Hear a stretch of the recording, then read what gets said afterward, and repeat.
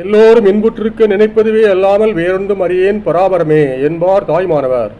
கிறிஸ்தவ மதமும் கூறுகின்றது, எங்கெங்கே நல்லது உள்ளதோ அதை பாராட்டுங்கள் என்று. பிலிப்பியர் 4:8. அப்படித்தான் காஞ்சி புதுப்பெரியவரை பார்க்கின்றேன். பால்வழியும் பிஞ்சு முகம், அருள்முகம், தேவதூதன் முகம். தேவதூதன் பற்றி ஆங்கிலத்திலே கர்தினால் நியூமன் பாடிய ஆங்கில பாடலை நினைவுக்கு வருகின்றது. நவகாளி கலவரத்தின் போது காந்தியே மனமுறிய பாடினாரே ஆண்டவனை. அது இந்த கர்தினாலுடைய பாடலை வைத்துத்தான். The night is gone, and with the morn those angel faces smile, which I have loved long since and lost a while. பொருள், என் மனையிருள் என்னும் இரவு நீங்கி விடியல் ஏற்பட்டு சிரிக்கும் தேவதூர்களின் முகங்களை நான் காண வேண்டும். இப்போது வந்திருக்கும் காஞ்சி புதுப்பெரியவரின் சிரித்த முகத்தை காணும்போது அப்பரது பாடலும் நினைவுக்கு வருகின்றது.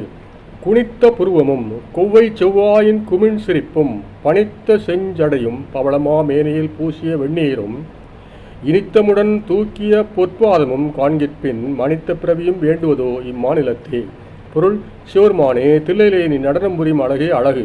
உன் கோவம்பளம் போன்ற உதட்டிலே விரிகின்ற புன்னகை, பனித்த சடை, பவளம்மா மேனையில் மகிழ் பூசிய திருநீரு, மகிழுடன் தூக்கி ஆடும் திருப்பாதம், இவையெல்லாம் காண்பதற்கு நான் மீண்டும் மீண்டும் மனித பிறவி எடுக்க வேண்டும் என்கின்றார்.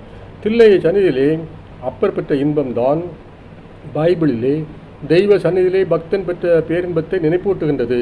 சங்கீதம் 84:10. ஆண்டவனே, வேறிடங்களிலே 1000 நாள் வாழ்வதை விட ஆலய முத்தங்களிலே ஒரு நாள் வாழ்வது மேலானது.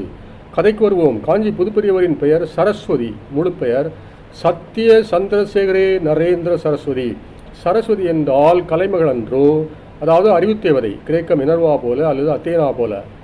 இலியட் காவியத்திலே அத்தேனாவை தழுவி கொண்டாலே கசாந்திரா, அதுபோல நம் நாட்டு சரஸ்வதி கலைமகள், முத்தமிழ் காவலி. எனவேதான் அவளது கையிலே 3 பொருட்கள் இருக்கும்: ஓலையேடு, வீணை, மணி. இயல், இசை, நாடகம். இதிலே மணி எப்படி வந்தது என்கிறீர்களா? அக்காலத்திலே நாடக அரங்கிலே திரை மேலே ஏறுவதற்காக கைமணி அடிப்பர். ஆங்கில சொலவடையே உள்ளது, டு ரிங் த கர்டன் அப்பு.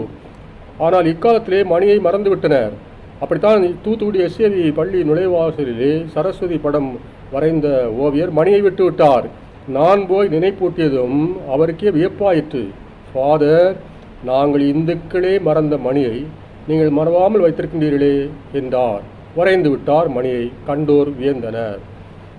ஆம், கலைமகளிடம் சரஸ்வதியிடம் நாடகத்தமிழும் உண்டு. சரஸ்வதி வாழ்க, காஞ்சி பெரியவரும் வாழ்க.